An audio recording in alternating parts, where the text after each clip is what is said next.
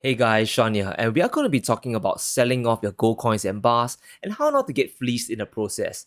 Many of us are focused on the best way to buy gold, and that's really just the easy part. But selling off your gold today is like walking into a dangerous minefield, and if you approach it wrongly, you lose money and even some self respect. There are a lot of people out there looking to make a quick buck, and if you have gold to sell, they are targeting you. Now, in this video, I'm going to educate you so that you become an expert on where exactly to sell your gold, what to look out for, and the two places full of sharks that you should really avoid. Here on this channel, we cover everything about gold and silver. So if you want to learn more about investing in precious metals, be sure to subscribe to the channel. Let's dive in. Now, bullion dealers are going to be the easiest avenue for you to sell off your gold coins and bars. And if you're looking for the fastest way to sell off your gold for cash, your local bullion dealer will be a good choice. Now, the experience here will be largely very streamlined and they have the entire process nailed down. So you don't really have to worry about any shady dealings going on in the background. And if your city or town doesn't have a local dealer, you can head to online bullion dealers such as SD Bullion and GM Bullion, links down below, and you can simply mail in your gold to them. Now, if you sell to online dealers, it will take a few days for them to inspect your gold and then send the payment to you. So you gotta be patient a little. And the good thing about bullion dealers is that their pricings are fixed and transparent and you can easily find them on the website, right? But because of that, there's also very little room to bargain with, and more or less what you see is what you get. Now, I have to mention that dealers normally just pay the spot price and maybe 1 or 2% above spot for your gold. And that isn't really the best price you can get, considering the gold premiums for 1 ounce coins and bars are typically around 4 to 5%. So for this gold eagle here, I got this gold eagle for around 6 or 7% premium. And if I were to sell it back to a bullion dealer, chances are maybe I'll get just 1 or 2% back. And that isn't something that is really ideal. And I think this is the perfect time to kind of segue and talk about bars versus coins and setting expectations of what you can expect to get back from each of them when you decide to sell them off. Now, when we are talking about bars and coins, we mean investment grade gold of 99.99% purity, such as the Canadian Gold Maple or the PAM Swiss Bar, or 22 karat coins such as the Gold Eagle or the Gold Kuguran. Now, when you buy physical gold, you'll be paying different premiums, and when you sell them off, you'll also be getting different prices back. And it's all because of the different popularity and the demand of the coins, right? How well recognized they are and the mint that they come from. And that's even if they contain the same 1 ounce of pure gold inside. Now, here's the truth about gold stacking that many stackers don't really realize, and is that when you sell off your gold to your bullion dealers, you will be losing a substantial amount of premiums, and that's where the dealers make their profit, right? I've compiled a handy little chart over here, and that shows you how much premium you can expect to recover when selling your gold off. And as you can see, right, at today's prices of around $1,800 an ounce, different coins will fetch back different prices, right? Like the American Gold Eagle over here will be fetching back a higher sellback price. And when it comes to bars, you'll be paying less overall upfront, but you will also get back less when the time comes to sell. And that is really something to consider, right? And you might be wondering, why don't I just get gold bars instead and save on the premiums? Now, I personally have both, and there are some reasons to hold bullion coins such as the Maples and the Gold Eagles as well. And that's especially in America where the local coin shops will pay more for them. And this brings us to the second avenue to sell your gold, local coin shops. Now, local coin shops are really a mixed bag. There are many good coin shops around that give you fair value, but you need to be smart when approaching them. You want to check out the spot price of gold first and be exactly sure of what you're going to sell. Times are tough, and if you look like a lost little boy in a candy store, you can be sure they're going to lowball you. Now, you can either approach them with a smile or stern look on your face, but whatever you do, don't give them that deer in the headlights look.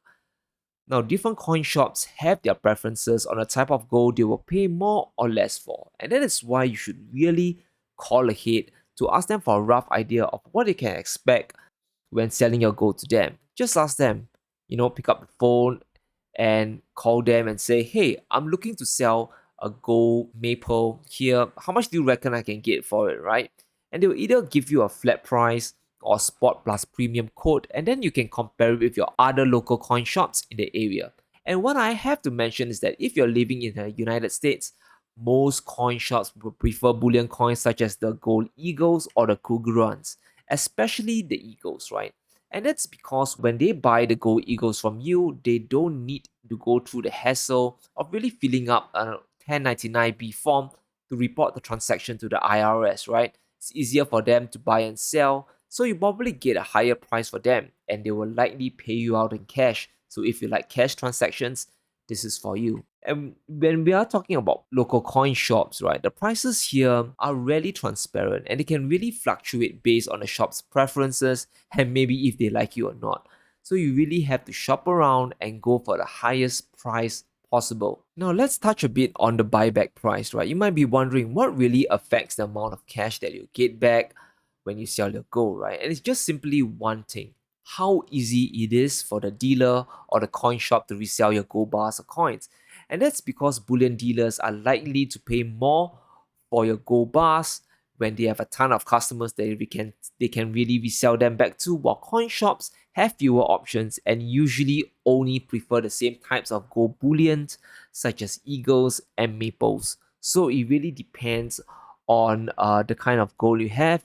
If what you're stacking are mainly a lot of bars, whether it's 1 ounce bars, 100 gram bars, or even kilo bars, I think it might be better to actually sell them off to the bullion dealer where they have a ton of customers they can offload it to. And if you're mainly stacking coins such as the American Eagles or other recognized bullion coins, your local coin shop will be a better avenue. Now, the third way to sell back your gold is to private individuals and investors, and that means selling to friends, family, and even people on YouTube or from online forums, right? Nowadays there are many websites such as the Facebook Marketplace as well. In Singapore, we have Carousel, which is essentially a second-hand marketplace that does meetups, right? And the great thing about this option is that you'll be able to recover more of your premium back. You'll be able to get slightly above half of your premium, which is quite significant, right? So, for example, if you buy this gold eagle for around 6% premium, you can realistically sell it for spot plus 4 to around 3 to 4% premium when you sell it to other investors, right? And that's slightly more than the bullion dealers and the coin shops. But there is a big drawback, and that it's carving out time from your day and schedule to do meetups, which sometimes is a bit of a hassle. And a word of advice, right? You only want to sell gold in a safe place, ideally in public, so that if anything goes wrong, you can easily get help. And the last thing you want to do, guys, is to transact at your home. Now, things are very chaotic nowadays, and I want you guys to stay safe. But a bigger challenge when you're actually selling to other third party buyers is preventing flakes and weeding out the genuine buyers from the tire kickers. Now, what you can do, and a strategy that I do take from time to time, is to get your buyer to wire you a deposit. Now, normally it will be around 5 to 10% of the selling price that you agreed upon, but note that if you go down this road, it will be a gentleman's agreement and the price is locked in at that moment. So you could lose out if the price suddenly spikes after you make the deal. So if you ever thought of selling your gold on eBay, I'm telling you not to. Now, while there's definitely a lot of gold being bought and sold over there, there's plenty of fraud going around. Just imagine shipping your gold overseas to the buyer and then suddenly getting a chargeback, and now both your gold and your money is gone. And that's the big problem with eBay, right? What I believe the majority of people are genuine buyers, there's a boatload of people trying to game the system. And they kind of defraud sellers by claiming the gold is missing. And from my research, eBay kind of tends to side more of the buyers than the sellers. So I don't know about you guys, but wasting time filing a dispute and going back and forth with tech support can really spoil my day, right? So just do yourself a favor and lower your blood pressure by just avoiding eBay totally. It is really not worth the risk. Now, the second place you really want to steer clear from are pawn shops. Now, I've nothing against pawn shops, but they will take their pound of flesh from you. While you probably won't hear the common slimy excuses of "I'm taking all the risk here," You gotta know that pawn shops are in the business of really buying low and selling high. Many pawn shops today do display their buying prices, but they can be anywhere from 5 to even 50% below the spot price of gold. And remember, guys, never ever sell your gold for lower than what the bullion dealers will give you for them. I personally never sell my gold below spot because I know how big and liquid the gold market is. And I'll be able to easily liquidate my coins and bars at spot or recover quite a bit of premium if I'm patient enough. Alright, so now we know the places to sell our gold, but we can make things a little easier if we buy the right type of gold bullion in the first place. Now, if you're in the States, I do recommend sticking to highly recognized gold coins such as the Gold Eagles, Maples, and the Kugurans. And the local coin shops do love them, so you'll get back quite a bit of a premium when the time comes, and you can easily maintain your privacy when you're selling them off.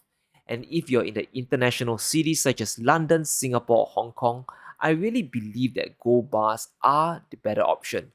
Gold is gold, and what you want to do is to maximize your profits. And with gold bars, you'll pay less premium upfront, but you shouldn't expect much premium back, if any at all. So there you have it, guys.